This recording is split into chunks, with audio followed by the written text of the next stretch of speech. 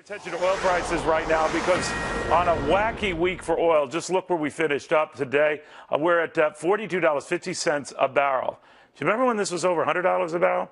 I mean, we're back down to levels we were at the beginning of the Obama administration. Here is what that means. Crude oil so far this year has been slip-sliding away. Now, you might like it at the pump, and it's certainly something people invite and see very happy about at the pump. There is a flip side to that, though. The more this keeps happening, oil components and oil-related jobs, they keep getting hammered, they keep getting lost, and that could be a problem down the road. And as for that relief at the pump, don't look for it anytime soon. There are flip sides to that. Here is the one bit of good news in all of this. It might minimize this, what happened in Baghdad courtesy an ISIS bombing.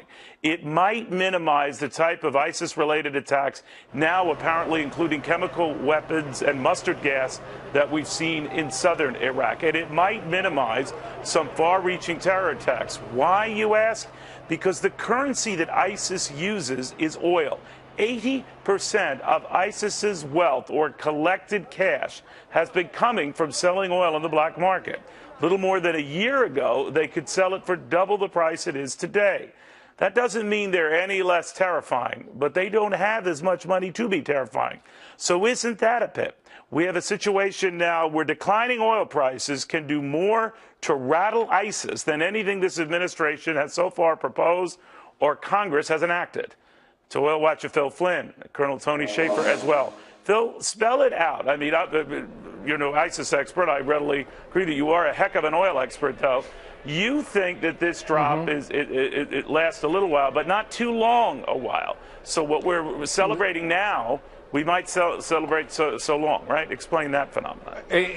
Well, what we're seeing here, of course, is concerns about the global economy falling apart, concerns about ISIS, of course, ruining the economy. We have concerns about China, Europe, you name it, and there's this perception demand is going to fall off the map. And when you talk about ISIS, you know, in the beginning, you know, everybody thought ISIS was going to blow up the oil fields and, you know, and try to cause mass havoc. But they've been very smart about that. Instead of blowing up the oil field, they've used it to their advantage. But they're a lot smarter than Al-Qaeda used to be. Choice is in question, and Colonel, that raises the question I had for you. Donald Trump, when everyone was laughing and saying that you got to take away their secret weapon, that is oil. I believe he talked about confiscating oil fields to rob them of that opportunity. Right. Now he might be getting his way anyway. If their currency, if their oxygen is getting so cheap, it's flattening their wallet. What do you make of that?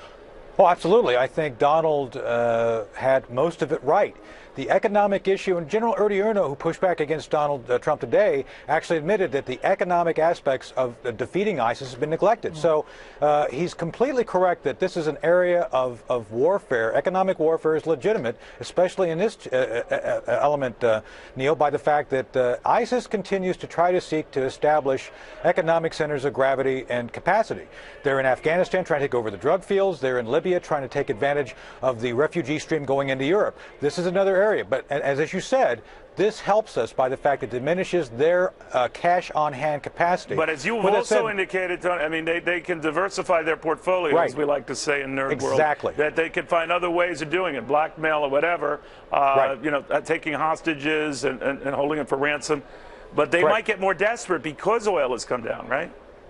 Well, I think so, and they've already looked at Bitcoin as a potential revenue source. They're very creative. Again, you know, this is Al-Qaeda on steroids. They've figured things out. They understand social media. They understand economics. So they are seeking all the time to be able to establish themselves as a state. So we have to monitor how they're going to try to diversify, get there ahead of them. And again, this is where Donald Trump is correct. We have to look at them as an economic adversary as much as a military adversary. We have to hit them on the psychological, political, religious aspects. We have to hit them militarily. But again, this is something that has been neglected, the whole economic issue. Gentlemen, I want to thank you for all this breaking news. We're learning now that Donald Trump